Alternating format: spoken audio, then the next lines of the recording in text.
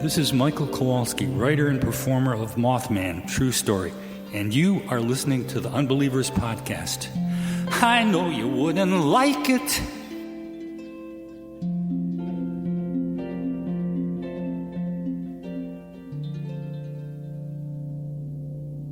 There were several groups. One of the principal ones was the reptilians from the Orion complex. Without any exaggeration, it was like being on fire inside. Rats were eating you up inside. This stuff was in my mouth. It felt like it was 500 degrees. It was unbelievably hot. My first question would be, were you a member of the Church of Satan, a card-carrying member of the Church of Satan? I don't understand. There's always an argument for everything. You know, just because somebody can fake something doesn't necessarily mean it's real. And we found a life form. And that's when I started shitting my pants. So for the person who called, I am carrying an alien. An alien baby. We covered right here, okay? Okay. Something is happening. What is it? That's the question. So do UFOs exist? It depends on what you mean exist. Cemeteries! A centuries-old tradition of placing monuments to those who have passed away in one convenient place. A place of reverence, honor, and sadness. But did you know that many cemeteries are thought to be haunted? Tonight, the Unbelievers Podcast returns yet again to the spooky world of ghosts and spirits as we discuss what many say to be the most haunted cemetery in the country and maybe even the world. Was an actual ghost picture of a woman taken in the cemetery? Are phantom axemen roaming the woods near a Chicago suburb? And what's really going on with the visitors and caretakers of this abandoned graveyard? We'll find out now as we follow a man named Chris Halton as he walks among the ruins, the legends, the folklore, and the insufferable locals of Bachelor's Grove, the Phantom Cemetery. Right here on the program, we continue to learn to unlearn everything you know. Hello and welcome to the Unbelievers Podcast. I'm your host, Russ Ryan. And joining me as always is my co-host, Drea Mora. Hello, Drea. Hello, Russ. And our soundboard engineer and producer, Rob Oakey. That's a floating lantern. You're not getting away from me. No, Rob, come back. What's up, guys? We need you here. We need you here. Oh, yeah. Sorry, I got distracted. I got ADD. Yeah, before we even want to get into it, we just recorded an episode recently. We got to be on the 100th episode of Sports Lords. Woo. We were very happy to be on as Kevin Cobb's sports podcast. The three of us all showed up on the 100th episode. It's out now. But after we were on, there was an unbelievable podcast reunion. Yes. So nice. I'm so glad that happened. I needed to hear their voices. It's very cool. Everybody should go check it out. Give it a listen. I think everybody will really, really enjoy listening to that. No, you'll miss hearing Brian and Phoebe. Yeah, you get to hear Brian and Phoebe and Cav and all the sports lords all together. Great stuff. Go check it out. But for now, you're stuck with us because we are talking about Bachelor's Grove, the Phantom Cemetery.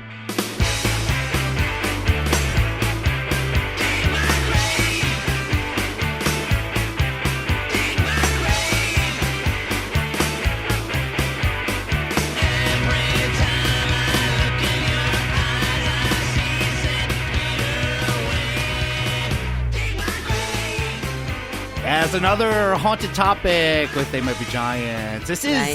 This time we're talking about a haunted cemetery. We'll be discussing a place known as Bachelor's Grove Cemetery in Midlothian, Illinois. And just to give a brief description of what this Bachelor's Grove Cemetery, this Phantom Cemetery looks like, it's just this old rundown cemetery. It's in a suburb of Chicago, of southern Illinois. It's just a broken down cemetery, kind of in the middle of nowhere, and it's surrounded by woods. It looks really hard to get to. There's swamps and trails. What did you guys think of how it like a stereotypical, like, spooky cemetery? Because there's a lot of really, really nice ones that are, like, constantly have mowed lawns and the groundskeepers have, like, they remove the flowers every Thursday. But this one looks like, when you think of spooky. Yeah. Yeah, if Michael Jackson was there, he wouldn't immediately be on the street dancing. He'd have to figure out a way to get somewhere. It does seem very tucked away that whatever this small town where this was is been gone for hundreds of years, or at least 100 years, and it's just almost inaccessible. Well, I mean, it sounds at this point like it should be, because with a name like Bachelor's Grove, you don't really want to be hanging out there very much. I guess not. And here is the backstory on Bachelor's Grove Cemetery from Atlas Obscura. That's a great reference. Originally part of a small settlement that was established by 4 single men, the Bachelor's Grove Cemetery was abandoned near the turn of the century and has since been robbed, broken, and made out in. Yes. Despite an ever-growing portfolio of ghosts, stories, and myths, this tiny 82-plot graveyard was established around 1840 as part of a small and quickly defunct Illinois settlement. Settlers and Russian rail workers filled most of the plots, although by the 1920s, rumors of gangland bodies being dumped on the grounds began to circulate. By the 1950s, burials were no longer taking place on the grounds, but a whole lot of making out was. Ooh la la. As local teenagers used the overgrown cemetery as a party spot. The youth would break the headstones or steal them so regularly that most of the surrounding police stations eventually ended up with some piece of the cemetery. And along with the teenagers came the ghost stories, and soon this Bachelor's Grove Cemetery was host to sightings of many of the usual suspects. A white lady, a black dog, floating orbs, they are all reported, and a semi-respectable study of the site was even conducted. However, the only thing that was provable was that it was a place to make out. Now this is from Atlas Obscura. That's a bit of a skeptical write-up. Yeah, that's kind of their thing. Atlas Obscura. If you're not familiar with Atlas Obscura, you should check them out. They have some cool books and stuff. But yeah, they kind of do take a skeptical look at stuff usually. Well, I'm glad that they're not skeptical about the making out because, if you want to make out, you should be in a cemetery if you're cool. Yeah, that's where all the cool kids in Illinois go. Is this Bachelor's Grove? All over Illinois, like, hey, you want to make out? Well, we're all the way on the other side of the state. Doesn't matter. Let's go. Do you love me or not? We have to go to the cemetery. There's nowhere else to go. That's the only place you can go is the place where dead bodies got dumped. That's the apparently. place. It makes it sexier.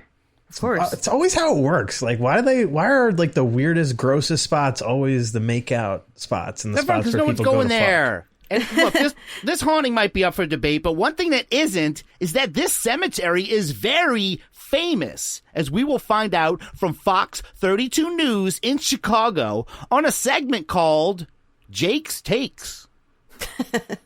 Do you scare real easily? Yes. By chance, do you? Yes. You get freaked out? Yeah, I don't watch scary movies. I can't do haunted houses. Just kind of hide under the blankets when the thunder and lightning goes? Yeah. Well, then this story is perfect for you. Some call this one the most haunted cemetery in all of North America. Others would argue it is the most haunted place in the entire world. We're talking about Bachelor's Grove Cemetery out in Midlothian. Yeah, so that's exactly why I didn't go.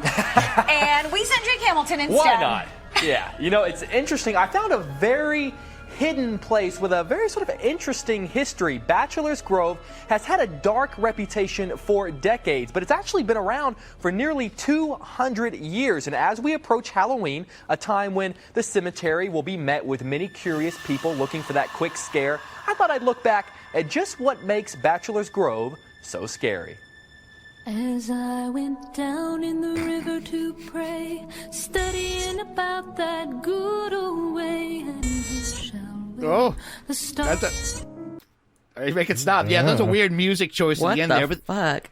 There's always great news stories around Halloween time, and Jake's Takes is Especially just Jake's following takes. in with it. Yeah, Jake has got a take on it. If you're looking for just, get a little quick scare in there. Yeah, until the music came in, I was on board. Yeah, that scared me quickly. The music sucked. Well, it's going to go away. So let's get into why this particular cemetery is so famous for its ghosts. Tucked away in a forest preserve in Midlothian, this 1-acre graveyard has been named the most haunted cemetery in North America. It's housed the dearly departed since the mid-1800s. It's said to have received its name following the death of several unmarried immigrants in the area. It is the home to many paranormal sightings, and for Carl Kay, Bachelor's Grove expert and founder of the website thepathtobachelorsgrove.com, none are more famous than the iconic photo of the woman sitting on the tombstone, which ran in the Chicago Sun-Times. One of the legends here is the Madonna of the Grove going through the cemetery late at night on a full moon, sometimes without a baby in her arms. So is Amelia here looking for her child that's buried here and not with the rest of the family? Is one of the possibilities. Yes, Amelia the ghost. And also a ghost hunter in New England. Oh, yeah, I thought of that. That's really sad, though. Yeah, it is very sad. And about that picture, this was a photograph. It was taken at Bachelor's Grove in 1991 on investigation by the Ghost Research Society using infrared film. No living person was visible at the time, but the photograph clearly shows a human figure seated on a checkered monument near the south entrance. The woman's face seems flat, with only a hint of a nose visible. Her feet blend into the grass, which appear white under infrared light, giving an appearance of translucence. And since this photo has taken, the checkered monument has been photographed hundreds of times without producing anything nearly as spectacular. So this is a very famous photo from the cemetery, and some people think it might be play soundboard 1. I got him to say this. Amelia Child's. Shit. Yeah, he said Amelia and Child in very close succession. Amelia Child's. Amelia Child. Oh my God. That's so, I didn't even pick up on that. How did I not notice that? That's great. I hope she uses it on her show now. That's like as close as you'll get to an EVP is me pulling that out. He was talking to you. Amelia Child's. Hi, I'm your host, and then Amelia Child. All right, there's more than just pictures of Amelia the ghost here. There's also a very violent history. However, beyond the spooky campfire tales is a dark history. 1966, a mushroom hunter finds a dead teenage girl in the woods. 1989, a woman kills her boyfriend. His body was found at the cemetery. 1993, 2 men were found guilty of severely beating a man. They traveled to the cemetery to attack and rob gay men. This is not a playground for those looking for a quick spook. To look at it during the day, you'd almost call it beautiful.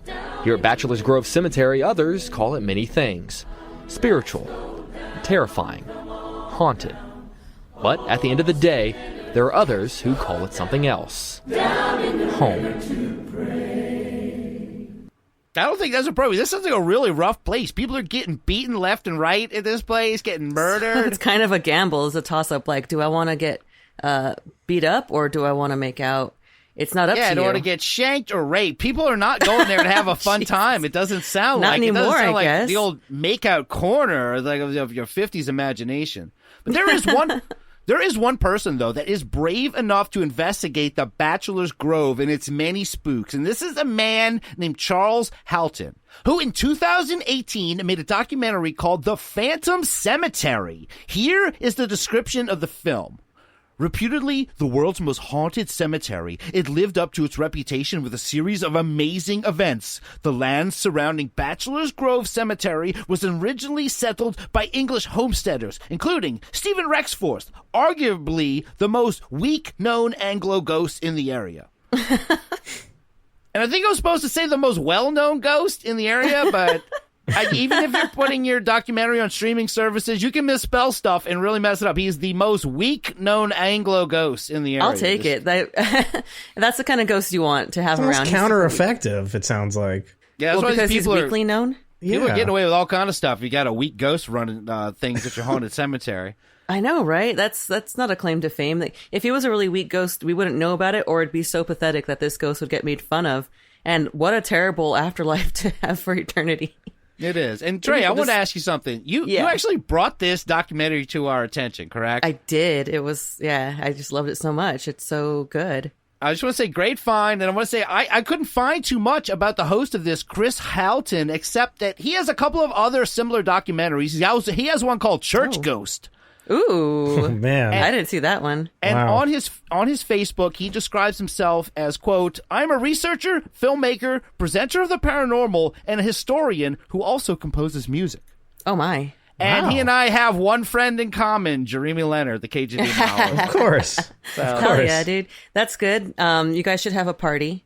And I'll don't reach out to invite me. Chris. I'll reach out to him. Because let's hear now. Let's hear now from this Chris Halton documentary, The Phantom Cemetery. Very recently, I was privileged in company with Cheryl Lynn Carter and Melissa DeSantis to visit and investigate during the day the former cemetery known as Bachelor's Grove, which is some miles distant from Chicago in the state of Illinois. The damage to the site is palpable. Everywhere you go, you can see headstones which have removed and thrown across site, or headstones and graves which have completely and utterly disappeared. So what's left today is a number of broken shards and remnants of those who were originally interred there. My interest in the paranormal here manifested itself last year when I went there in October and picked up quite a bit of EVP just wandering around the graveyard. And I should add, because of the activity caused by visitors to the site, the area is completely off limits at night and is regularly enforced by the local Forestry Preserve Police Department. And woe betide anybody that goes in there during the hours of darkness. Okay, that wasn't me turning the audio down. The documentary does that. I think he just put his editor to sleep because it just fades him down mid-sentence. You can't even make out what he's saying. That was the first moment watching this documentary where immediately my radar went up and I was like, wait, hold on a second. Who edited this? And who made this film? Who got this on Amazon? How did they get this hold on on, Amazon? bleep that out. Who is this guy on a streaming service? Drea, let's describe this guy for the listeners. He's an older British gentleman, and how would you say he dresses? I guess politely, kind of frumpish. I would say more like he dresses like a man in black. He dresses like there's a funeral. He dresses like there's someone died, is how he dresses. Well, I mean, how do you dress when you go to a funeral? Polite and frumpish, right? Yeah, a bit. Or Not he dresses. He also kind of gives off like job interview vibes a little bit. Like he's going in for a job interview that he's not qualified for, but he's trying to overdress for it. That's kind of the vibe that I get from him. Look, he's got a very nice suit. He's wearing a full suit, which is not strange. It's not strange for an older British man. But he is going on a ghost investigation in an old rundown cemetery and in the woods, in the surrounding woods, in a very, very nice suit. And it doesn't look like it's cold out at all. With a backpack on. He looks like a Jehovah's Witness. The backpack does add a whole nother layer to this ensemble that he's wearing. It's very strange. It is. Yeah, he looks out of place. I'll say that. This is what this documentary is. It is a British man in a suit in the south side of Chicago in an old cemetery. That's the whole thing. Is this guy? He's walking around the woods with these two women named Cheryl Lynn Carter and Melissa DeSantis. And I gotta say, Gray, this was a great find. I'm glad you brought this. So let's get into it now. Here is the suited British man, Chris Halton. He gets right down to action. He's all suited up, and he starts his investigation. So what we're going to do now, we're going to go for a wander into the woods. Okay. And let's see what we pick up. Okay, sounds good. I'll follow you then, Cheryl. Okay, we're now walking into the depths of the forest. This is actually a little pathway where you can go to see the disappearing white farmhouse. Where have you picked up the activity? It was over on this side is where I saw the farmhouse. And it was clear as day, as if the farmhouse was really there, and it was kind of bizarre to me because I'm in a forest preserve and I know there's not a farmhouse. But it had rocky chairs on the front porch, a light on in the window in the middle of the afternoon. Why is there a light on? And then I turned around and it was gone. Yes, Cheryl, she has seen a disappearing farmhouse in these woods that surround this overgrown Bachelor's Grove cemetery in the spot that they stand. Yeah, and why would there be a light on in the middle of the afternoon? Except maybe somebody forgot to turn it off. But one thing I never really understood was the light gone when she turned around, or was the whole house gone? The whole house was gone. The whole house I think was gone. From the way that I understood it, was the house was there, and then she turned around. No house when she turned around after that. That's pretty fucked up that she can't prove it because it's gone. Yeah. She wants to show it. And again, the audio is weird. This time it's because the mic is on this guy's camera, and when she points to the phantom farmhouse he swings that camera over there mid-sentence. He has to go to the spot while she's talking, so you get to hear it sounds Doppler effect where her audio is all over the place. Plus that weird soundtrack. I know in the beginning he mentions that he's lucky enough to have this opportunity to tour with these two ladies, but does he ever say how he met these women or how he convinced these women to go and do this? It's very to the point. You got the same vibe I got, right, Rob? It seems like he tricked them into doing this or something. It just doesn't seem like everybody was fully on board for what this was gonna become, which was this documentary. Wait. Hold on. I'll stop. I think these people are on board. This is a British a paranormal investigator. He wants to come to the most famous haunted cemetery near Chicago. So he has 2 contacts that have had actual sightings there. He's got Cheryl, and he has Barbara, I believe, or Melissa. And he meets them there. Everything is, and as soon as he gets there, he's like immediately on the trail. He gets the story from her, and we get more than stories. Let's get into it. Here's Chris and Cheryl having a shared experience. Oh, bad smell. Hang on a minute. No, it's gone. Can you smell that? Yeah. When in England, when I've been to places where there's been a negative energy, it's always indicated by a sudden rush of a bad smell that just suddenly appears and then disappears very, very quickly. The smell of, well, it smells like rotting flesh or very, very dirty clothes that people are wearing. It's a horrible smell, and it's just by the riverbed. So there's something, I believe, quite negative here. But for 1 second, fleetingly, it crossed our path, didn't it? Like it walked between us. Yeah. Yeah, a really, really bad odour. There's nothing It's at all. dried up. There's no dirty water. That's interesting. So I'm hoping that we might have something on camera which might be a message from whatever this person was that just crossed our paths.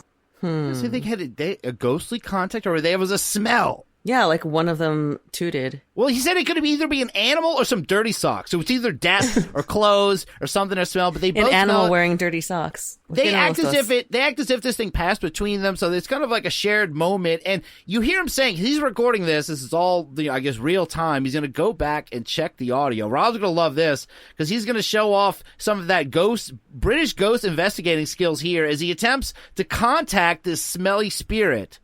And the end of this clip is an EVP response that he gets. Okay, we've smelt your presence here. Who are you, please? Can you tell me your name? We know you're here, and you made sure that we knew that you were here, and that's why we smelt you, your energy. Okay, the impression I'm getting, it's imagery in my mind. Somebody that was connected with the settlement here, somebody who wasn't very pleasant. That's what I'm getting. And I'm picking up something that could be a loner in spirit. I just get the impression it was someone that other people didn't like. Right. It was... Whoa. Okay. Whoa. Yeah, so that's supposed to be the ghost that you hear responding to him at the end. That is the stinky ghost that went by. Let's hear it again. Play soundboard 2. Listen closely, because he claims that it is speaking Latin.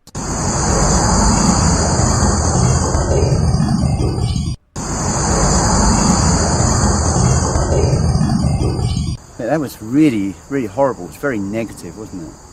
I think it was like Latin for "fuck you, you stink." It might be, and to be fair, it has to be hard to pick up EVPs. They're in the woods near a broken cemetery during the day. How did he notice that? How the hell did he? Well, because he smelled dirty socks or a dead thing, and he knew something happened. So he's like, "I'm gonna go back and check the tape," and he overlaid it over this. Pretty good. Yeah. Okay. Good detective work to the funeral guy. That's but like, I just don't understand like how he would even pick out that it was Latin. Like I couldn't hear any syllables. I didn't hear any Latin. That's one thing I will say. It was really difficult to hear any actual. Well, I don't know. language Chris is in British. that. He probably has it figured out. But the sounds don't stop with just the smelly Latin ghost. They hear this also. There's something very, very weird. We just heard someone chopping wood. There it is. Yeah, someone's chopping wood. Wow, it's amazing. Hear it? I hope it's picking it up.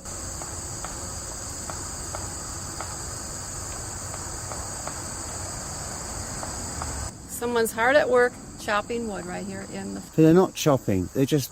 Tapping on the trees. Are you tapping on the trees to show us where you are? This is really, really weird. You could hear the sound of either wood being chopped or someone hammering wood. And then it got louder and louder. And then as Cheryl shouted out and spoke, it stopped. Yeah, this sounds more like something like a big hairy biped would do, not a ghost. You know? Yeah, the wood knocking. I remember getting kind of like miffed at that when she's like, "Oh, there sounds like someone's chopping wood," and it's going like tap tap tap tap. Like, who chops wood that fucking fast? Yeah, I don't know. It's almost could be like someone hammering something very far away, or like a woodpecker. Nah, woodpeckers are faster. He even says it. This guy knows what a woodpecker sounds like. He asks around about it. Yeah, he wants to know the local flora, fauna. Two things you can say about this guy. He knows how to use his nose, uses his nose a lot during this entire documentary, if you want to call it a documentary. And he also knows what a woodpecker sounds like, and that is no fucking woodpecker. That's no woodpecker. That ain't no pecker. What? I would say, so what he does is the two female guests he has, he basically wanted to take a walkie with each of them through a trail. This was his walkie with Cheryl. I'd say it was pretty successful. And now it is Melissa's turn to accompany a British man in a suit into the haunted woods. And as soon as they start down their path, they discover something. Yeah, there's a grave here. I don't know whether you can see it on camera. You can see a line of what looks like concrete, but this is the base of a grave. Oh yeah, and here's the headstone. Here, and there's the headstone. I wonder if the cemetery is not the entire cemetery, that it's actually part of it. I think it is, because there's no way this is just coming. That's probably, I'm sure the fence was not there before. Right? When people were living here, they didn't have chain link fence on those days. Yeah, that's right. They didn't have chain link fence on those days. I gotta say, I actually thought this part was pretty funny because they have just left the small little grave area and they discover a grave a little further away, and you think it's a It's like, oh my God, and you look and you can see the fence from where they are. It's like, well, yeah, there's probably some graves that aren't in the fence. Well, I mean, of course, there were bodies being dumped into the bogs and everything around there. Everywhere. There can always be a grave somewhere. That the chain link fence is what tripped her up is hilarious to me. Yeah, I mean, he found it as this was a super impressive find for him. He's like, look, another grave. They're like, yeah, there's people stabbing each other and throwing graves at each other all the time. Yeah, it shouldn't be that surprising to find a grave near a cemetery. No, look, I apologize. Look, I'm getting sidetracked by minutia, just like the host is. Chris and Melissa, they come to the end of the trail that they're investigating, which cues this cutscene from the host. Oh, it's just one algal swamp. In the 1920s, Al Capone used to dispose of his opponents by dumping their bodies weighted down into this quarry pond. And certainly over the years, handguns have been recovered. They drained this off. It's like a swamp. They found guns and even found, I believe, human remains. So those stories about Capone are probably true. But now it's just a morass. It's just a swamp covered in algal slime, and it's awful. There's no life here at all. No life at all. Everything is dead. And unfortunately, too... Oh, I say anything's dead. A bullfrog's just jumped out. Oh, it's a miracle. Yeah, he spoke too soon. He's in this swampy pond, but that thing's probably teeming with life. And he's like, everything here is passed on and dead. Oh, look here. Nice bullfrog. Yeah, there's no life in a swamp. The swamp is made up of things that are, literally living, like the moss and the... Yeah, that's what the it mud is. has. Yeah, it's alive. Not a single soul, except for that bullfrog. But thankfully, bullfrogs don't have souls, so... Yeah, right. It's There's no trees either. And Rob, play the soundboard bonus clip, because just a few minutes earlier, he actually said this. There's another chipmunk. Yeah, he saw a chipmunk there too earlier, just like a minute before. He's like, everything has died here long, long ago. Oh, look, a chipmunk, a bullfrog. No, the nature's fine here. Yeah, I can see if you're in a salt flat or something where it's literally pretty devoid of life, except maybe some errant bacteria. But yeah, a swamp is going to be kind of teeming with it. That's why He's got a cool enough story. He's already talking about Al Capone dumping guns and bodies in this very pond where he's standing. And yeah, there's a lot of, bad spirit work there. There's definitely some dark energy, at least. That's from what we can tell so far, there's some dark shit going on there. For sure, yeah. And there may have been dead bodies from all we know. He's not really sure about that fact, but he's pretty confident that there was guns, but there may have even been dead bodies for all he knows. Yeah. Some kind of human remains. We'd love to get some confirmation on that. And he seems to be someone who just mentioning the ghost kind of brings him forward. And just a mere mention of Al Capone dumping bodies, this activates Chris Halton's superpower, sniffing ghosts. Is there anybody here who would like to say something? Any victims of Al Capone, his gang, or anybody else? If you could tell me your name. Anesthetic. The smell of anesthetic. Yeah. Can you smell it? Yeah. It smells like the stuff you find that they use for cleansing wounds. Yes. Yeah. Right, I was talking about the victims of Capone and other gangsters whose bodies may have been dumped into this swamp, which is a pond, and then this smell of anesthetic, like it could have been used to treat someone's wound before they died. That's weird. Is that you? Did you have a gunshot wound and they were trying to clean it? Yeah, I got shot, you see. Capone double-crossed me. Don't worry, I've got anesthetic. This is his superpower, is immediately sniffing out these ghosts. Play soundboard 3. You can hear his power in action. Oh. Anesthetic. All the sniffs in there. It's so great. That's such a weird thing that you would think to smell. Like, instead of smelling maybe the gunpowder. To think he's smelling these things. He's not thinking of doing it. He's just getting in a state and going, Anesthetic. Yeah, that can totally happen. People smelling things like tobacco or things that are associated with the person, but or maybe he's a vampire. Really anesthetic. They're really good at smelling Smell stuff. it. He could be a British vampire coming here, figuring out our haunted cemeteries of bachelors. That would make more sense if he was in a hospital or something like that.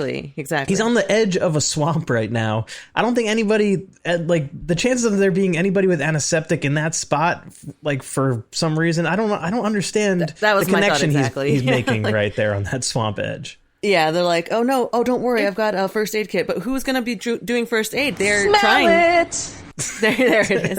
Like, they're trying to kill him. They're not going to give him anesthetic. They're going to throw his ass into the swamp. This is the part I was enjoying. This documentary, immediately when he gets there, he starts telling the history and events are actually happening to him. It had a really good flow, and he's telling you his story of Al Capone, and then he's smelling anesthetic. Oh. Yeah, he's sniffing around. He's immediately just having random orgasms out of nowhere. Anesthetic. You got to also notice that there's never any cut scenes. When they're walking around in the forest, when they're walking from place to place. Yeah, it was very, very smoothly It happens done. in the middle of there's all single cuts. It's almost like he doesn't know how to cut and how to do. People hand each other the camera. It's almost fine. like that. It's almost like all that. Right, look. I'm talking about the content of this because this documentary had something I've never seen before. When they return to that cemetery from Al Capone's swamp where they were walking around, they do a ghost box session. But on the screen, it actually says, if you do not like the audio feedback from a ghost box, you are advised avoid this session now. They gave an actual trigger warning. And, why? And it also, granted that you know what a ghost box is, you might hate it and not even know it. And we're actually going to heed that warning. The ghost box was not very compelling. There's a lot of ghost box in this. He keeps asking the ghost box if it's Irish. And at one point, it answers someone else like, "No, I'm not." And he's like, "So you're Irish, right?" And he keeps it doesn't go anywhere. Like, no. Did you check your ancestry? He came all the way to the United States to ask the ghost box if it was Irish or English, and if like you could have done that way back home. Man. You didn't have to come here to talk to British spirits. Yeah, I saw that it was Italian Russian people. Something. No, I saw that they were Russian immigrants that worked on this thing. I was like, you could have got a little closer. I will play one short ghost box here. Chris is standing over the grave of a man named John Hamilton, and he asks the grave a question. Mr. Hamilton, John Hamilton, are you here?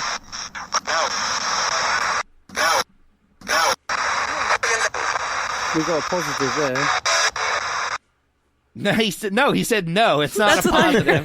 Yeah, that's one of those things where you can't really answer that with that answer.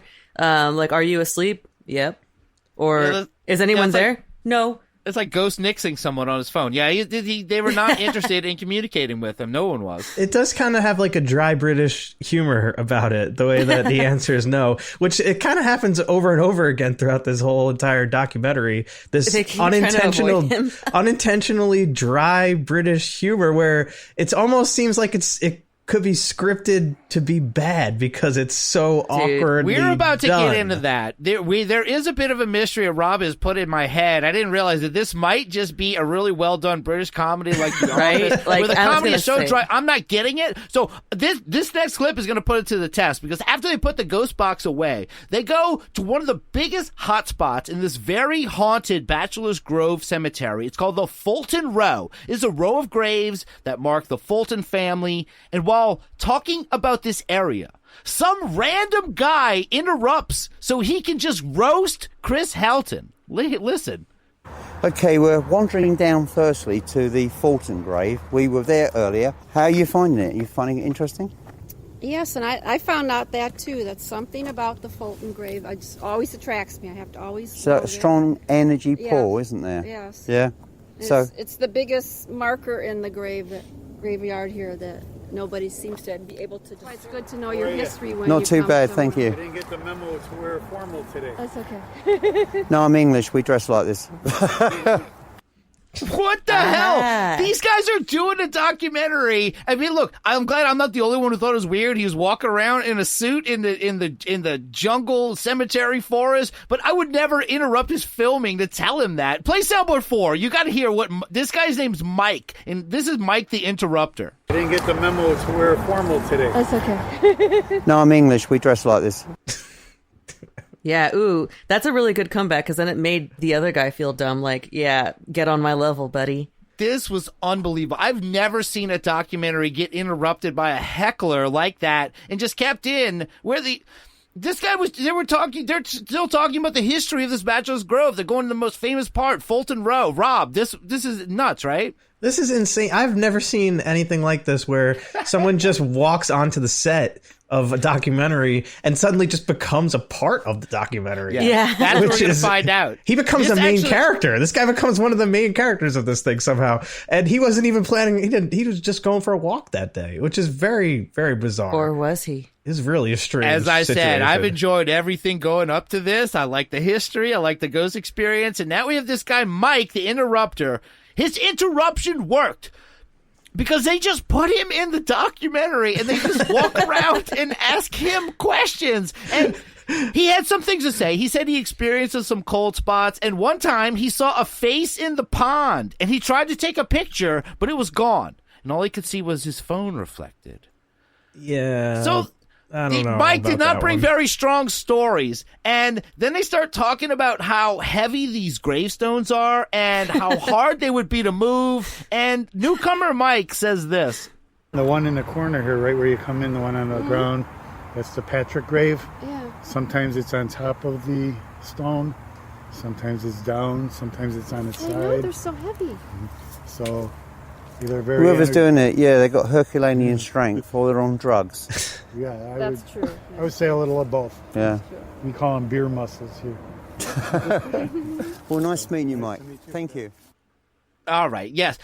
Mike's answer. This is beer muscles, is what Mike called them. That's they're talking about people desecrating graves, and the host is at least like they must be on drugs or something else or crazy. He's like, no, it's just beer. We just get drunk here and break everything. Drunk strength. That's great. What a way to represent your town and your neighborhood to not just somebody from a different country, but you can tell they're clearly filming a documentary or something. He came here with very good intentions. And Chris Alta came with very good intentions in here. He had a meeting with a couple of women. They were going to do walkies with each other. Walkies. But I would say it did not go well. You heard the end. He said goodbye. At least they got rid of him, though. We heard him say goodbye. They can carry on the investigation and all that history, all that stuff I love. No! Mike just takes over, and he spends a very long time looking for a branch formation in the trees. Now, here's Chris' reaction to when Mike finds this tree branch anomaly. Stand right here. Stand here. You see the tree? And up in the trees, you can see here, folks, is the initials B and G in the trees. I mean, how weird is that from this angle? Bachelor's Grove. And there you have it. Thank you, Mike. That's absolutely amazing. I mean, it's pareidolia. It's completely coincidental, but it's just amazing, isn't it? Yeah. And for somebody to take the time and just see that. Yeah, absolutely. There it is, folks. B and G. Thank you. That's brilliant. Thank you. I do appreciate that. I noticed he said someone to take the time to see that. He's talking about himself. This derailed this whole thing for like 5 minutes. Was this guy walking around looking for trees, and eventually the payoff was that the branch is spelled B and G. It's like, great work, Mike. And he immediately dismissed as pareidolia. Pareidolia. Pareidolia, yes. That should be the vocabulary word of the week, pareidolia. Really. He said a few things in the past couple of clips that kind of blew my mind. He used the word Herculean, I think he said. Herculean? Herculean strength, which is pareidolia. That's a great adjective. I've never really heard anybody use like flip Hercules into an adjective. I like his style though on what he's doing here, and I understand now why he wears that suit because he's got this vocabulary. He's too nice though, man. He needs someone there. No, he needs someone there to tell Mike to go take a walk, and we'll talk about B&G. Yeah, that was nothing, man. Oh, he took him around, wasted a bunch of time looking at trees. He's like, I was so annoyed when I was watching this guy. Like. It was like, it's not one, it's like, yeah, I guess if you look hard enough, that's like people seeing faces in clouds and like Jesus in your toast and shit like that. Exactly like, what he said. He immediately just he's like, pareidolia, we know. And again, it did sound like he was trying to be done with Mike. He's thanking him, goodbye. These tree initials are great. Let's just close on that. But no, he has another tree to talk about. And the tree over here we call it the breast tree because... Oh, it's got a bosom. Yeah, I can see it. On the left. Yes. Yeah. And there's a few trees around here you just look at the markings on the tree, you could see some faces. You know what's going to happen now? When I share this video, we're going to get a lot of people coming down here looking for that tree. What, the breast tree? What is going on? What's going to happen? One of my favorite objects in the whole world, a breast. Yes, he's just like him. He's like, oh, I got another tree I really like. We call it the breast tree because... Oh, it's got a bosom. Yeah, I can see it. This is like, that's so nerdy too. Like we call it the breast tree, not like check out the titty tree because that rolls off the tongue a little bit better. And I know I say this a lot, but not paranormal. Why is this guy knows he's out there doing a ghost documentary, showing him trees with breasts on them and initials? See the little knot? See the nipple? See the other one? See it's got two nipples? It's breast, man. Like, totally nice impressed. Butthead over here. Just like... I know. I do mean it when I said I was really enjoying this until this Mike guy derailed it with his smut and bullshit initial branches. Just unclean. Yeah. And Mike is just a normal guy. His outfit, his outfit, at least compared to our host, is like he's just wearing a t-shirt and jeans, very like, normal everyday sort of dude. So now you have this weird thing between the two of them where you got the one guy in the suit and then the normal guy, and it just makes it even more strange looking. With this group they're of like people. Opposites, you're saying, because they're like one's dressed weird and acting normal, the other one's dressed normal, acting like an idiot. And he screwed it up. The guys completely forgot. He asked two women to go meet him out there and talk about history. They haven't said shit in 20 minutes. So let's see if they can finally be rid of him because they've said goodbye at least 3 times. Should we ever wander down to that path? Do you want to join us? That's where I'll take a walk. That's where we heard the axeman. I'll take a walkie. Now, I was here maybe 2 weeks ago, and there were 3, I would say, 20-year-olds here. Just curious, came by, and we were all standing here, and we heard bang, bang, bang, like somebody hitting a pot. 3 bangs, and we all turned and looked, and I'm like, there's nobody out there. And there can't because there's a stream there. So now they've just invited him along so he can tell these increasingly creepier stories. He's like, there were these 3 teenagers. They're hanging out. So, I mean, I was peeping on them, and then... Bang, bang, bang. All right. Well, maybe he's not bad at sound effects, so I'm being a little too harsh. Bang, no. Bang. Play it twice in a row because it sounds like a Christmas song. Bang, bang, bang, bang, bang. I'm sure we know somebody who can work those into jingle bells. That'd be great. My favorite part was just like her, like, oh yeah, and that couldn't have been anybody there. There's a stream, because streams stop people all the time from making any kind of noise or being there. This guy, again, I've lost a complete thread. I'm completely forgetting about this woman in white, and they heard chopping earlier. Now we're talking about, boob trees, and he's taking him to... I'm lost. I got completely lost in this, because this guy derailed it so bad. He's like an energy vampire of, a paranormal energy vampire for this. So he's saying that something banged on the fence, on the metal of the fence? I don't know what he's saying. He didn't only derail this documentary, he's also derailed the podcast where, I think he's saying, he heard, play it again. I don't know what the hell he's talking about. It did this. Bang, bang, bang. All right, that was it. So now that sounds like someone banging on the fence to me. If you just close your eyes. Bang, bang, bang. Like the pole part of a chain link fence, but I think he said like a pot. I think he actually mentioned they were banging a pot. Bang, bang, bang. Yeah, see, I could see either a pot or a fence. I don't believe a word this guy says. Now Chris, Melissa, and the new friend Mike, they go back down the wooded trail to where they heard that chopping before. Okay, we're back here again. Is the woodman here? Could you give us a sign, please? This is because we expect it. We didn't expect it when it happened. Well, that's why. And with most events that happen, it's when you don't expect it to happen. Now we have the knowledge, it's unlikely it's going to come back. See, the other difference, though, is that Mike is with you, and he's probably been creeping on them the whole time. He was hitting the trees, playing Soundboard 6. He was behind that tree going... Bang, bang, bang. It does kind of sound like what they said earlier. And I'm starting to think that does make sense. I never thought about maybe that. Maybe he was banging on the wood in the beginning. That would he was make one sense. Being like, it was watch, him. I'm going to plant this seed, and then later I'm going to talk about how ghosts make bang, bang, bang sounds behind other trees. Bang, bang, bang. And I'm getting the vibe from the host that he thinks he's in The Wizard of Oz because now he's been acquiring people along the trail. He's like, maybe we can go find the woodman. And now he's got the weird cowardly lion Mike guy with him. And I guess he's supposed to be Dorothy. I don't know what's going on. Yeah. It's a whole weird fantasy he's got going. He's like, I'll take you with me, mate. I'm looking for the ghostly woodman.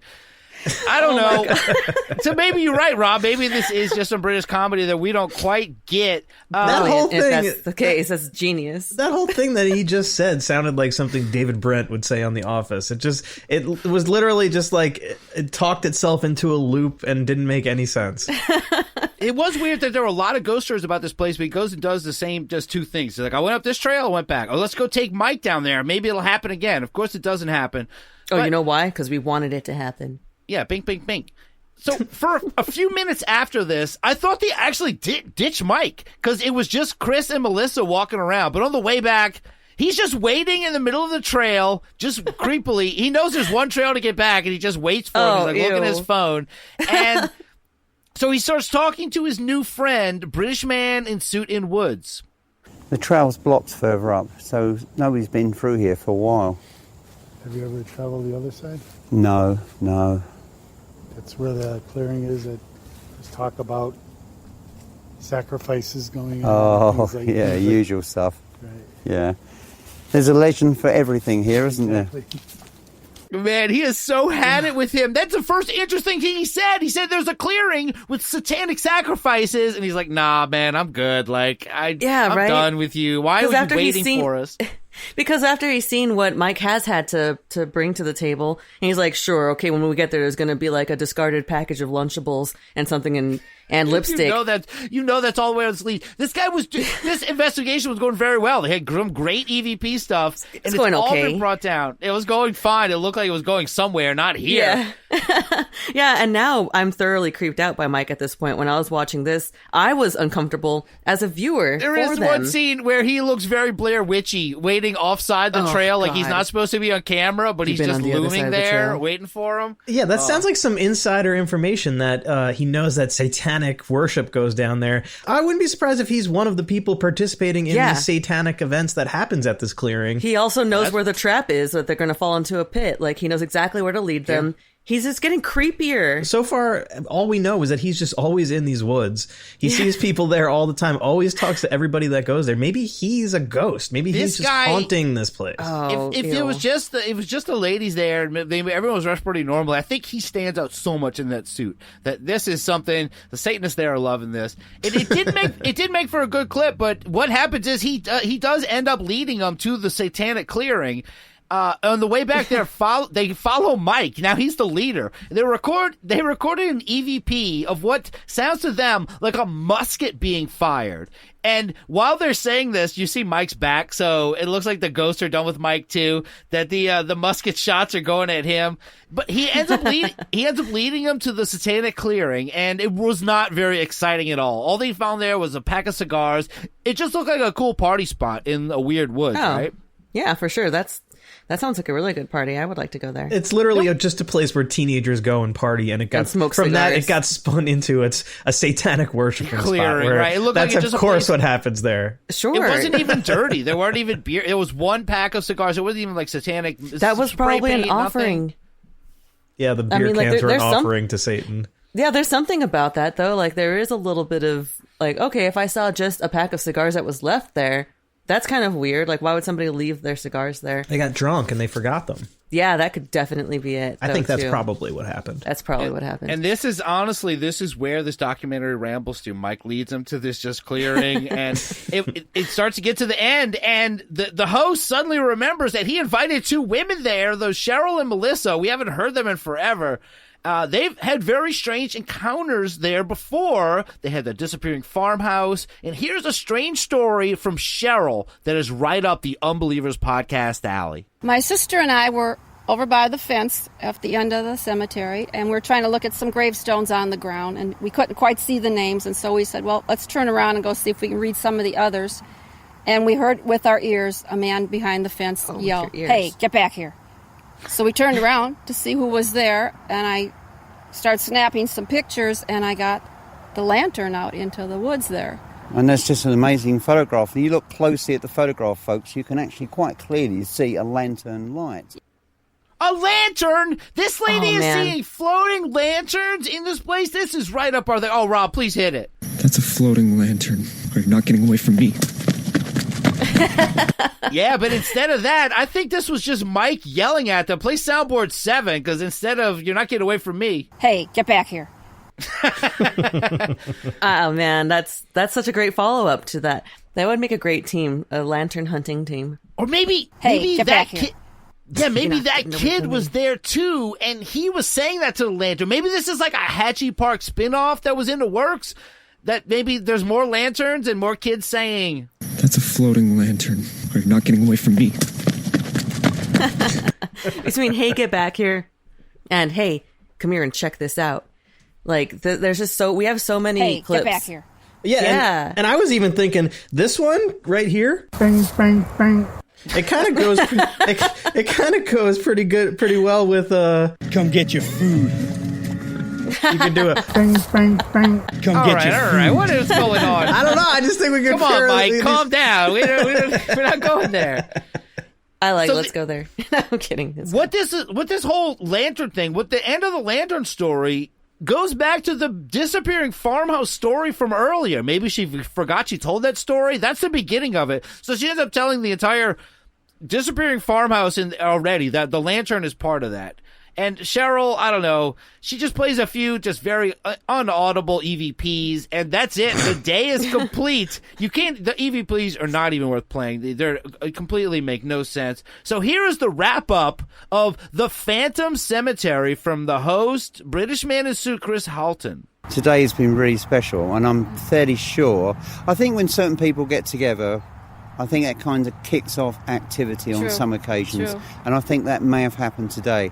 I've certainly found it extremely fascinating. I've loved every minute of it. And I sincerely hope, that you've enjoyed the fruits of our labours. Yes. And here, unfortunately, we have to end the day. I thank you very much for watching the show. And thank you very much to you, Cheryl, for joining me. Mm-hmm. And also Melissa, and also Mike, who was here a short while ago. It's certainly been an interesting walk around. And now, of course, we're on to other things. So we're going to leave Bachelor's Grove Cemetery, for me, at least for another year. And in any case, I look forward to seeing you all very, very soon. Thank you. And thank you. And there he goes. Man, even Mike got a mention. I wonder if Mike got an IMDb credit for this, because he was in this way more than both of the women, and he's actually in the credits as Michael S. I checked. I saw that, and I don't think he got his last name. Or either that, or maybe he just didn't want him using his last name.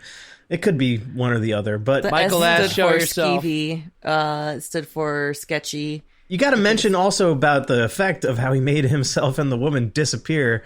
Yes, as the thing ended, God. They both vanish into thin air. There's some great, a lot of work. The editing is just incredible. Just top notch. Top notch. This man had one day to investigate this thing with a camera. He did the best he could, despite people from the south side of Chicago just derailing your stuff without asking. And Mike asks, and there, I don't know, it's not you, Michael Shields, but in this documentary, there is the Shields family has graves in this, and they named all the Shields guys, but there was no Michael Shields, so I didn't include it. But go check that out. You might have some fam in this Cool. thing. Very cool. So what are you guys' thoughts on the Bachelor's Grove Cemetery and its many hauntings? as far as the cemetery itself, I think it'd be really cool to check out and do some little walkies and like get to see if anything does pop out to you, smell some anesthetic. I think that you should probably go make out in it, but that's all you should expect is making out. What about you, Rob? I will say that we downplayed the one piece of actual evidence I think that he did get. If it is legitimate evidence, the gunshots that they captured they didn't hear them while they were walking around.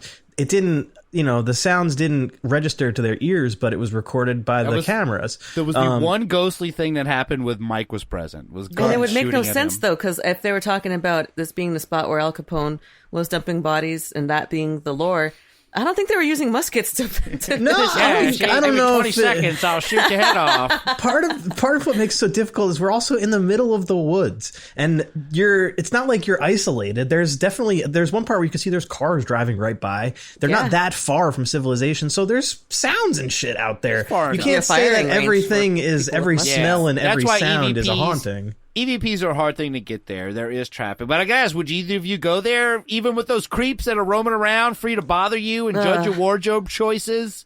Yeah, I still would, because that happens anywhere you go, really. You walk outside just to go to the store. You guys would both go to this place for a day. Man. All right, absolutely. All right. Well, let me see if I can if I can change your opinion about Bachelor's Grove after I play you something. So that documentary / walkthrough, whatever you want to call it, that's from 2018. And since its release, there has been a lot of drama going on there. Now, this is a video from May 5th of 2019 from a channel just called Bachelor's Grove, one word on YouTube, Bachelor's Grove. And the person taking this, he is affiliated with the cemetery in some way, and here he is asking the cemetery's caretaker about some knocked over trash cans he saw. So, what's the good word? Yeah. What's going on with the garbage can? Force Reserve argued with me. Argued? And came with me like I have never done a fucking thing here. Well, what'd you do to antagonize him? Nothing. I went and talked to them about the fucking tree knockdown, and they went in and did... Oh, yeah, I saw some tracks come in. I figured they were looking at the down tree in there. It's just a little one, What? Why are they yelling at you, though? The man that gave me his card and told me to talk to him. And the guy from a long time ago? From a long time ago. Yeah. And his buddy. Yeah. They weren't there, so they talked like shit to me. Ooh. He's pissed.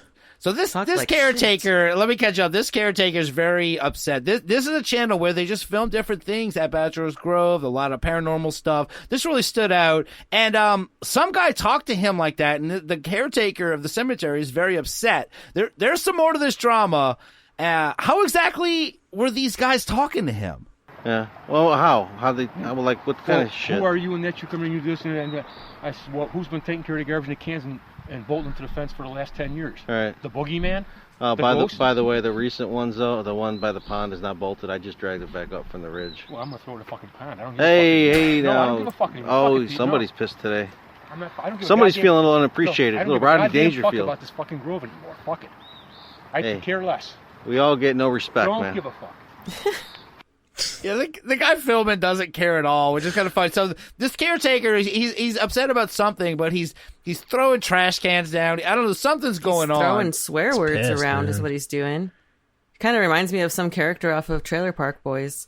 It almost sounds staged, almost. Yeah. It's not, though. You heard him. He's going to throw those cans in the pond. This is at the pond where Al Capone threw weapons. This guy's going to throw trash in there. Good. Yeah, more devastation here. This caretaker, he's not having a great day. And here he is about to take it out on Bachelor's Grove. Fuck him. So maybe he just needs a moment to calm down. He's back to cleaning again. With those outbursts, it makes me concerned about these cans. All right, what the fuck, man? Rick's fucking losing it. He's taking all the money from the infant daughter stone, the dollars and the quarters, walking around the headstone, kicking over the cans. Like, dude, what the fuck, man? This fucking guy. Fucking losing it. What an asshole. So yeah, he is filming now. We know his name is Rick. He's filming this guy, the caretaker of the cemetery. He's taking money off of the infant child gravestone that people leave money there as offerings. He's knocking garbage cans over. He's going insane. Y'all don't do that. That's great that his name's Rick, because what that guy said essentially, again, sounded like a clip directly taken from Trailer Park Boys. But it's not, though. Yeah, it's I not. know. That's how great this is, though. Like, I would listen to, if this were released like weekly, where he goes and talks to Rick, the groundskeeper, and he's just always fucking pissed off. subscribe. This is still going on. I just want to let y'all know. Yeah, Bachelor's Yes. Grove, one word on YouTube. But Rick's not done. He racks up some more damage too. Well, it looks like Rick did it. Rick smashed the Virgin Mary statue Oh. all over the infant daughter stone. So, and then he started tossing the fucking rocks there. And of course, he eats his apple half-eaten and decides to just kind of stick it by the stone. So Rick's being an ignorant ass right now. It just never ends. I mean, this guy is just becoming a nuisance, I guess. There's a lot of hidden history with this guy, and I've kept really quiet because he comes out and he cleans, and he has been cleaning for 10, 12 years. But, you know, I've been proud of what he's been doing. But this stuff, no. Rick's being a real ass. This guy's videos are so funny. Yeah, this Rick guy is a loose cannon. But, man, between him and Mike, there's no resting in peace at Bachelor's Grove. Yeah, that's pretty messed up, man. Like, that's, you know, if you want to get haunted, that's how you get haunted. You destroy the Virgin Mary statue. Why would the caretaker? Yeah, they're not only stealing the money, but not. This place is already destroyed. This already looks like some weird, like, video game map. It's a destroyed cemetery that I'm surprised is actually gated in and kept up in any way at all. The little bit of upkeep that's going on, and this is what's happening. This is. I wouldn't be surprised. This is Mike who's filming this whole thing. Who's filming Rick now? He's just always. Wow, you're just being an ignorant ass. This is a guy who runs his channel. He's a paranormal investigator. He has just some kind of stake in this place. And Rick is a guy who's been there 10, 12 years doing the trash here. And as far as I can tell, Rick was still employed after this. And he was approached a few months later by the same guy. And here we will find out that Rick is not too happy about his shoddy caretaker work being shown on YouTube, and he took that as a threat. You want to threaten me again? Who the fuck is threatening who? You threaten me again, Petey? Yeah? How did I threaten you, fucking asshole? Again, Petey? Petey's gonna threaten me again, aren't you, Petey? Yeah. You fuckwad? How did I threaten you? You're threatening? You threatened me before. Yeah. You threatened me a couple weeks ago. I didn't threaten you, you fucking idiot. Oh, Fuck chopping you. wood. Fuck you, Petey. Eat shit, you asshole. Go fuck off, you. Sounds like Carrie Fisher. Fucker. You gotta come in, man. Yeah, I had to put the camera down because you started fucking swinging. You gonna try and break my shit? Try to take another swing at me? Yeah, I tried to break your shit. Yeah, fuck you, asshole. You're so right, Petey. Keep your fucking distance. Fuck you, Pete. Go eat shit, Pete. Yeah. You touch me one more fucking time. Who touched who? One more fucking time you touch me. You fucking... You touch me Whoa. one more fucking time. You touch me one more fucking time. You're in behind fucking bars, you asshole. Fuck you. Fucking metal plate man. Off. Fuck off. All right, this is the most South Side of Chicago thing I think that's ever happened. And yeah, this is what's going on at Bachelor's Grove, on top of all the ghosts. Have I changed any minds about investigating this place? No, because if anything, this is like more evidence that, oh, there's negative energy here. Look what it makes people do. They get into fights. No, this is not energy. This is a physical person who is there who's fucking psychotic. But he's being like affected. Zach Baggins would say, you're being affected. Yeah, thank you, Rob. He's being affected by the energy. And you heard him mention... He mentioned his metal plate in his head. I don't know what's going on with this place. Rob, if we go and investigate this place, we got to be careful. We got to like set some rules down that if we start bickering and like getting in each other's faces, that we will not take a musket to each other's faces and try to blow each other If I start away. choking myself, will you please save me? No, Will you stop me from don't choking go myself? here. I'm talking about the real life people. I'm talking about your Mikes. I'm talking about your Ricks. Hell, even Petey, the guy who's messing. I don't want to get in a fight with any of these guys. Yeah. And they sound pretty easy to get into fights with. They sound like pretty they easy are, to walk but away no one from. actually fights. Yeah, it's a lot of nipple rubbing. They don't actually get any fights. Here's some YouTube comments about this drama and destruction by Rick. Here's the first one. Why would he do that? I do not get it. Someone who takes such good care of it would cause so much harm, irreversible damage. I'm going to take my kids there this weekend. I just hope I don't run into him. Hey, maybe don't take your kids there, okay? You don't have to go there. He's still roaming free. Here's another comment. I feel bad for the infant daughter. Next time I visit, I'm bringing an indestructible offering. Okay? So I don't know how you're going to do that. I don't know. Maybe go to the Barbie shrine instead. Yeah. Don't go to that there place. you go. Yeah, don't bring your kids to a place called Bachelor's Grove.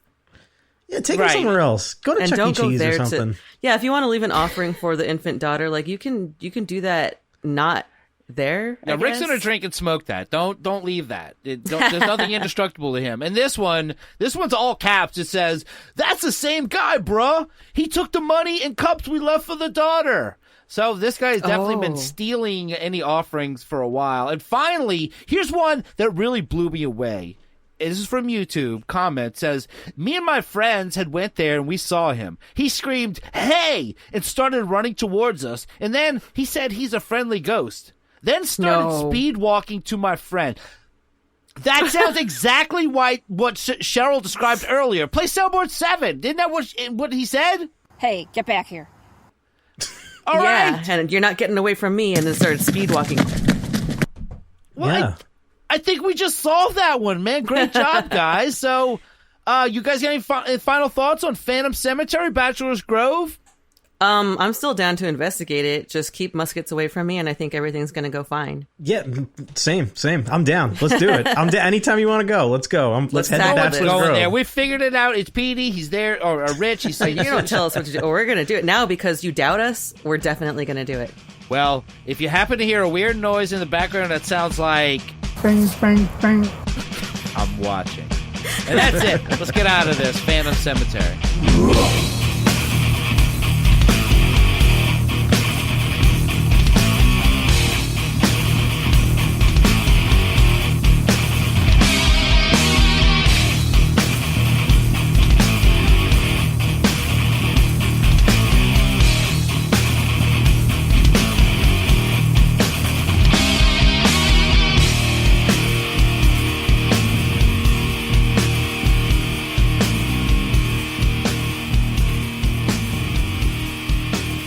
So metal, metal, get out of there. That was Bury Me in Bachelor's Grove. There's actually a Bachelor's Grove song. Yeah, from a band called End of Anarchy. Very metal. Yes, crunchy. I love it. Very I like cool. it. I wanted to keep going. I forgot we were doing a podcast. This place is wild. Bachelor's Grove. There's a lot of other... I know Ghost Adventures. Lots of people have been there, and there's lots of people there milling around at this point. Living and dead. All very frightening. Very scary place to be. I see why it's most haunted. The living Like and the anything dead. you encounter in that cemetery it's not going to be fun. It's not going to be good. Yeah, But I know I'm there's still even willing to more. try. I know there's even more to it because we didn't even get into the Ghost Adventures shit.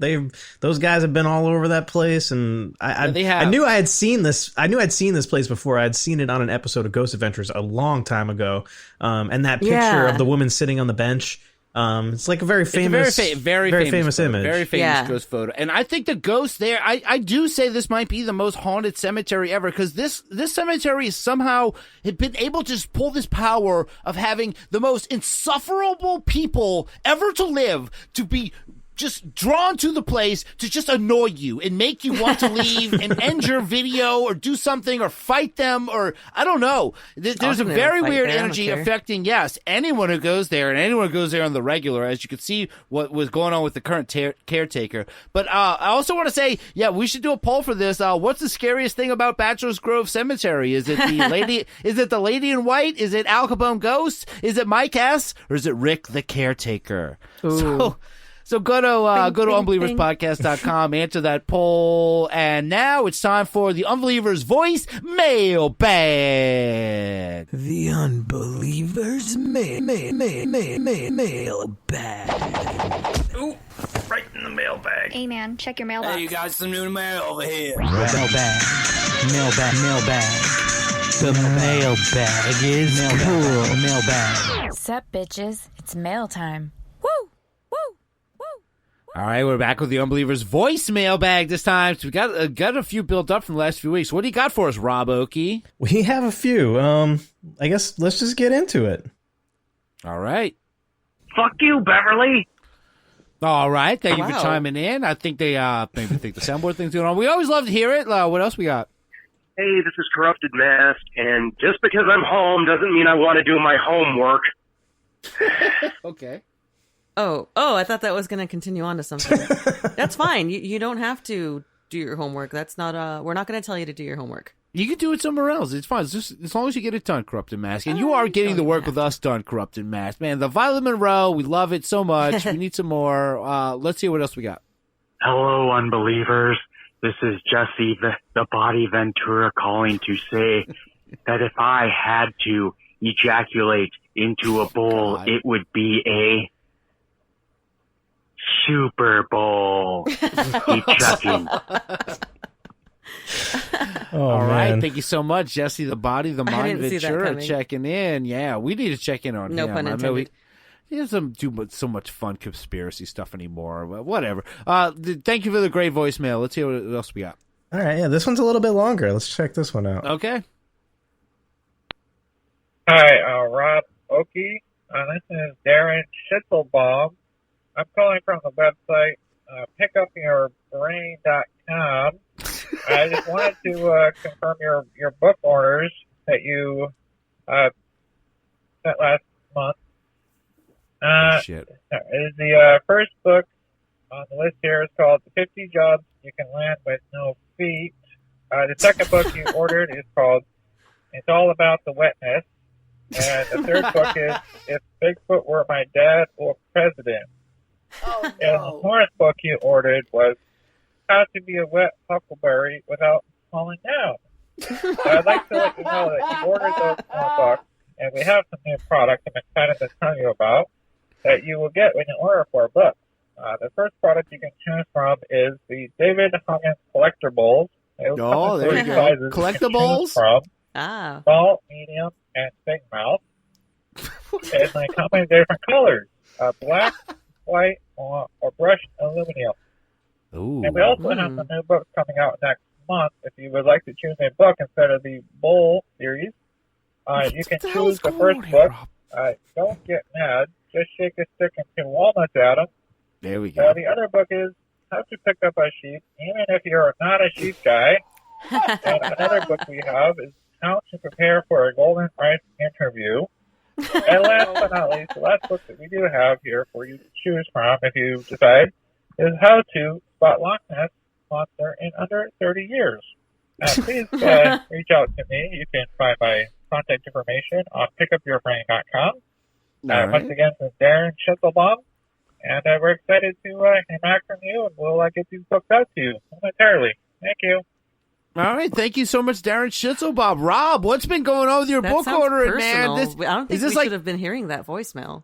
This is like the Time Life book series of Rob's weirdness. What is going on, man? Who's Darren? I don't know. I don't know how he got my number. I don't know what's going on here. I don't think I ordered those books. I'm going to plead the fifth and say I don't know anything about this. I'm sorry. Well, look, I don't know. The case, I know you have a lot of time on your hands. This is a case against you. These do seem like books that would be on some kind of reading list of yours. All right. Great. Thank you so much, Darren, for that great voicemail. I think we've got a couple more, right? Yeah, let's keep it going.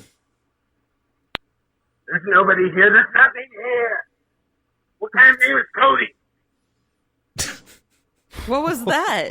What? Okay. We'll play it one more time here. Yeah, play it again. All right, yeah. Well, I need There's nobody here. There's nothing here. What kind of name is Cody? What kind of name is Cody? He said, "There's nobody here. There's nothing here." I think was he doing? All right. Oh, it's Regis Philbin. Regis, okay. yeah. Thank you, Regis. A Phantom Regis call. I appreciate that. What That's kind really of name great. is Cody. Oh, you're No, right. that's so good. Poor Cody. Poor Cody. All right, and R.I.P. Regis. Thanks for reaching out.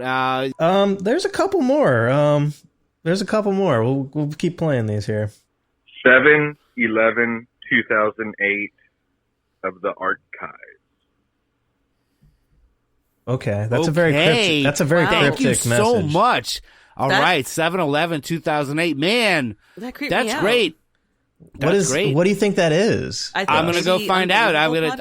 I'm sketching it down right now. No, I know what he's talking about. No, 11/7/08 and Art Bell Archives. We're going on it. We're on it. Oh, Art Bell Archives. There's 4 more still. I'll play through these real quick. We'll bang these out. Let's get through. All right, these. let's do it. Bang, bang, bang.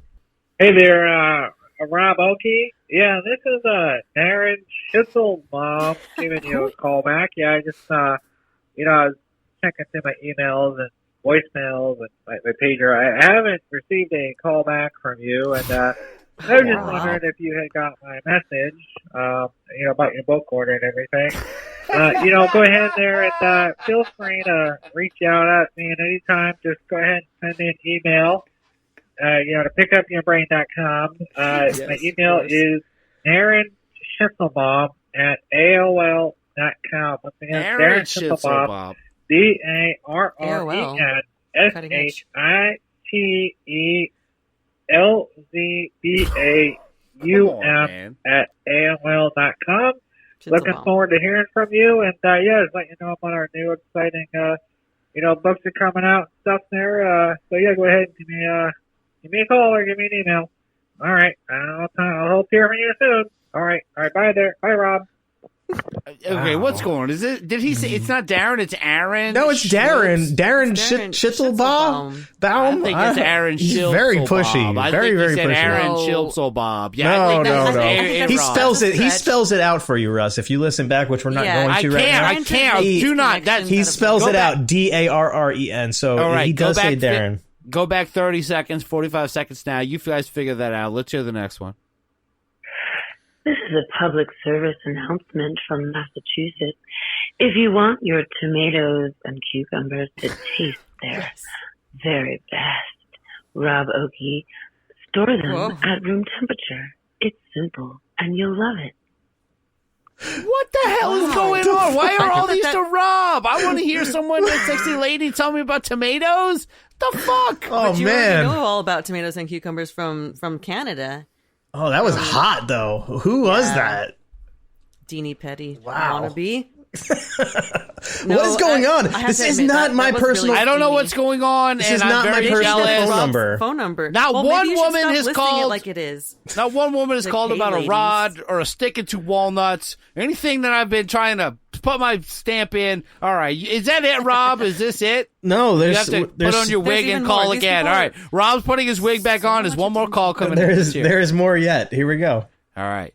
I'm no sheepdog, but I can pick up a sheepdog. Okay. I think we could all pick up a sheepdog if we don't have a problem with our backs. Okay, and then last but not least, let's just do it. Well, thank you, Elijah. Let's go on. Ready to transmit. Ready to transmit. All right. Thank you so much. Wait. All the voicemail callers, all of the ready to transmit, and then they didn't transmit anything? No. Well, that's our job. Wow. And Rob, all your, all your fans out there, thank you for calling in the voicemail, the Rob Oakey voicemail. I really appreciate it, guys, and I love that you guys are looking out for me. Maybe just don't air his dirty laundry about his book. Orders. Listen, Darren, I'm gonna call you about the books. I'll email you. All right, I promise you, I'll email you. I still want the books. Whoever that was that gave me that little tip about the tomatoes. Shout outs to you because you just made my night. You're right. Just find his OnlyFans and then talk to him there. No. That's enough of plugging that. Thank you so much for calling. Let's hear some more next week. All about me and Drea. And that's it for this week's Unbelievers Voicemail Bag. The Unbelievers Mail Bag. Ooh, right in the mailbag. Hey, man, check your mailbox. Hey, you got some new mail over here. Mailbag. The mailbag is cool. Mailbag. Sup, bitches? It's mail time. Woo! Well, that was certainly a very interesting mailbag segment. But, of course, there's one more thing to do, and that's everyone's favorite celebrity-related segment, Poll Results.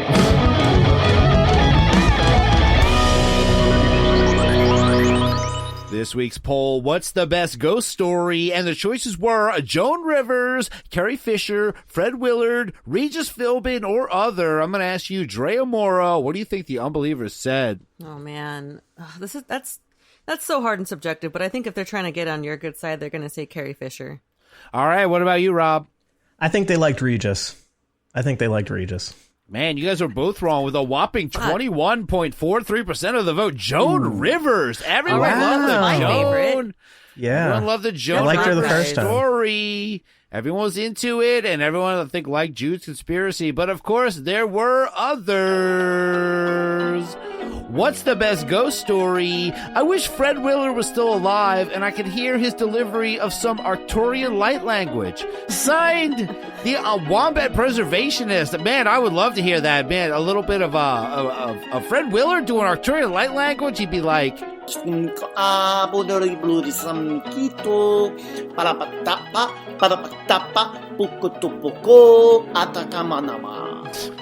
Okay, thank you so much.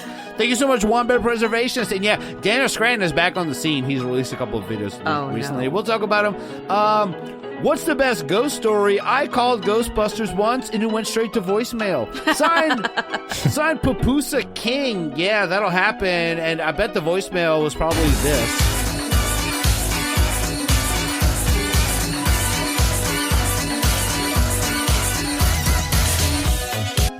Thank you so much, Papusa King. That was an awesome one. What's the best ghost story? David Huggins being haunted by a bunch of creepy ghost babies, shoving his face into a bowl. Signed, Green Finhawk. Wow, that's a brutal end for David Huggins there, but he gets it. We went to this room. There was this bowl on this table, and I was supposed to ejaculate into the bowl. Yeah, thank you, Green Finhawk. What's the scariest ghost story? Susie's ghost taking vengeance on Freddy.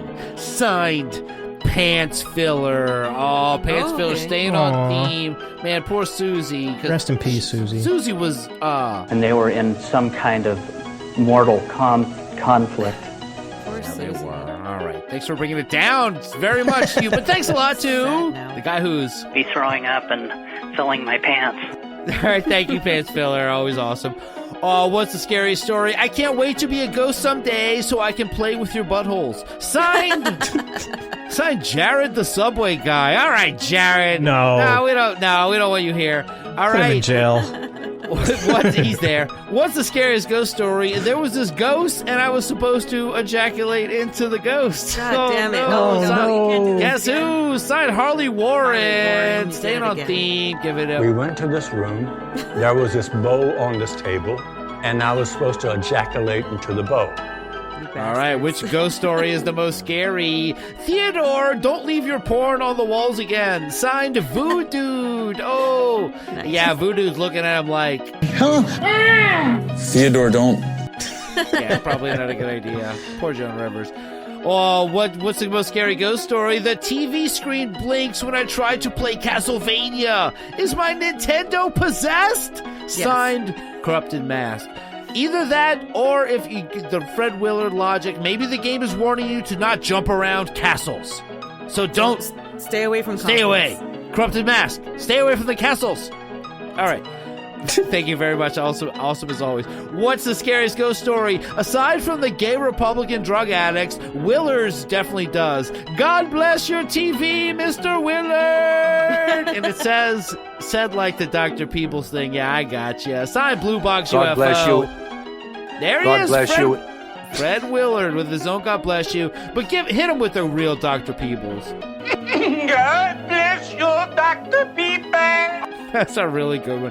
Thank you, Blue Box UFO. What's the scariest ghost stories? All these ghost stories were remarkable. Oh, look, a floating lantern. You're not getting away from me. Signed, Unbeliever Carol. Very good. And man, she didn't even know it was happening tonight. The lantern. Yeah. Let's hit it. Yeah, that's remarkable. Again, EVP. Yeah, the remarkable, but she also called... That's a floating lantern. You're not getting away from me. Yeah, it's weird that we now have another clip, and the only reason I pulled it because it seemed like some kind of Diane-like clip that Carol would like. Play the one from tonight, number 7. Hey, get back here. Yeah, I don't know she's why. gonna love that one. That's I such a see Carol that. one. Yeah, I see that next week. That bonus points there, Carol. Hey, get back here. Get back here. And the final one for the night. What's the scariest ghost story? Haley Joel Osment. He was a ghost the whole time. Signed. Signed, Mothman Mother. So many good ones, of course. Of course, we had, I wish Fred Willard was still alive, and I could hear his delivery of some Arturian light language. Those Wombat Preservationists. We had Papusa King with, I called Ghostbusters once, and it went straight to voicemail. We had Green Finhawk with David Huggins being haunted by a bunch of creepy ghost babies shoving his face into a bowl. No. We had Pants Filler with Susie's ghost taking vengeance on Freddy. I'm all for that. We had Jared the Subway Guy with I can't wait to be a ghost someday so I can play with your buttholes. No, Jared. We had a Harley Warren. There was this ghost, and I was supposed to ejaculate in a bowl. Okay. We had Foo Dude with Theodore. Don't leave your porn on the walls again. Corrupted Mask. The TV screen blinks when I try to play Castlevania. Is my Nintendo possessed? We had Blue Box UFO with, aside from the gay Republican drug addicts, Willard definitely does. God bless your Mr. TV, Mr. Willard. We had Unbeliever Carol with all these ghost stories were remarkable. Oh, look, a floating lantern. You're not getting away from me. And we had Mothman Mother with Haley Joel Osment. He was a ghost the whole time. I'll throw it to you, Drea, and let's see if me and Rob agree. Hopefully you do. I called Ghostbusters once, and it went straight to voicemail. Okay. Just because, All right. I mean, like, we all know that we love the Ghostbusters, and they probably would put all of us through to voicemail. All right, how about you, Rob? What do you think? I liked the Theodore claiming that Theodore was responsible for the porn written on the walls. I think that was Voodoo. That's just an interesting thought to put in your mind. But I agree with you. I called the Ghostbusters and nobody picked up. I like that. All right, well, congratulations. Neither of those, because Blue Box UFO. Aside from the gay Republican drug addicts, Willard definitely does. God bless your TV, Mr. Willard. Congratulations, Blue Box UFO. You just won this week's poll results. Wow, for a second I thought you wouldn't play it like it wasn't official, but no, there you go. Yeah, it's always official. Hey, I never get to pick them, and when I do, I'll just do it in some silly way. But thank you so much. Blue Box UFO. That was a lot of fun tonight. Drea Moore, do you have anything you'd like to say or plug? I just want to say, go ahead and go to Bachelor's Grove. Just make out really quick and get out. What? No! Yeah, do it. And also check out Spirits and Spirits, my other podcast, on Instagram at Spirits and Spirits Pod. All right, what about you, Rob Oakey? Check out our Twitch, twitch.tv/The Unbelievers Podcast. Check out our Patreon. We're going to be recording a new Patreon episode soon for this month. And there's also some new video stuff getting uploaded on there very soon. And check out all my social medias at Rob Oakey and at Oakey Audio if you need some help with podcasts. You know, so go check out Sports Lords episode 100. I plugged in the beginning. I'll say it again. You get the Unbelievable Podcast Reunion, and you get to hear us for a few minutes too. And that's it. Thank you so much for listening. The Unbelievers Podcast host today were Drea Mora and me, Russ Ryan. Our producer and soundboard engineer is Rob Oakey. You can join our Patreon by going to patreon.com/Unbelievers Podcast. You can follow us on Twitter at Unbelievers Pod and Instagram at Unbelievers Podcast. Our Facebook group is the Unbelievable Podcast Network. Check out our merch store at cafepress.com/Unbelievers Podcast. And thank you so much to all of the patrons: David Egelhoff, Pam D, JT Franklin, Vic Voss, Robert Gloom, Little BP, Dr. Ortega, Tyler Ventura, Adam Dvorak, Corrupted Mass, Michael Phillips, Ruri XL, Carol Valley, Manny, MQ Ultra, CJP, Braden Hitt, Raymond Owell, Todd X, Christopher Panici, The Moon, The Judgy Moon, Mike Henry, Bryce Whopper Jr., Dawn Bright, Shannon Ferrigno, Tom O'Connell, Mark Braun, Donna Bands, Jenna Stevens, Cat Chaos, Jason Kelly, Mike, Brian Ashton, Micro Amanda, Jackass, The Wombat Preservationist, our official composer and theme song creator is Unbeliever A.A. Ron, a.k.a. Aaron Schilb. Go follow him on Instagram at the Aaron Schilb, and go check out his podcast, Nashville Tour Stop. Our official graphic designer and card maker who designed our logo is Raymond Owell. Check out his work at P. Raven Creative on Twitter and Project Raven Creative on Instagram. Our official Hawaii Bigfoot hunter is Jeremy Pascal. Our official resident Sagittarius is Kozanton. Our official Madman is Unbeliever Adam. Our official Mothman enthusiast is Michael Shears. Our official Unbelievers MUFON Inside Man is Chris De Moraes. Our official Unbeliever peacefully eating a hamburger is Michelle Durham. Our official Unbelievers Time Traveler is Taylor Nelson. Our official Ghost Hunter is Amelia Childs and Ghost Hunting in New England. Our official Senior European Correspondent is Kay Mill of I Don't Know Podcast. Our official Guardian of the Bench is that Kraken Stacker. Our official Alien Bopper is Nunchuck Bob. And this week's Unbeliever Focus is David Egelhoff, who was telling me that he recently got to meet some long-lost family members from overseas. This was very exciting. So when he went to meet them, he got to meet them all in a fancy restaurant in his town, but he really embarrassed himself when the first thing he said was... I didn't get the memo to wear formal today. That's okay. No, I'm English. We dress like this. All right, good night. Ping, ping. I'm trapped inside this hell. There's no getting out, no matter how loud I shout. Only the dead hear me yell. I'm losing my thoughts and my mind. I cannot break free. Accepting my fate, I dig up a grave and allow my sins to consume me.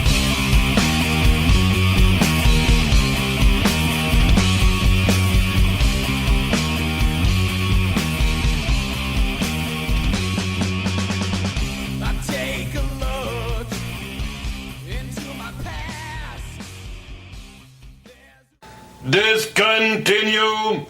Discontinue!